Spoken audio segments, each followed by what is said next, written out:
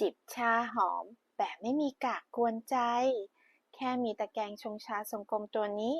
เวลาชงชาแล้วกากลอยเต็มถ้วยตะแกรงชงชาทรงกลมสแตนเลสตัวนี้จะช่วยให้คุณได้รสชาติชาใสหอมกลมกล่อมทุกแก้วเพียงใส่ใบชาที่คุณชอบลงไปปิดฝาแล้วแช่น้ำในน้ำร้อนง่ายสะดวกสะอาดและใช้งานซ้ำได้ดีไซน์เรียบหรูทันสมัยจับถนัดมือ ไม่ว่าคุณจะอยู่บ้านหรือที่ทำงานก็สามารถดื่มชาได้อย่างสบายใจ เพิ่มช่วงเวลาพักให้สมบูรณ์ด้วยตะแกรงชงชาทรงกลมตัวนี้ ถูกใจ กดดูรีวิวสั่งซื้อที่ตะกร้าได้เลยค่ะ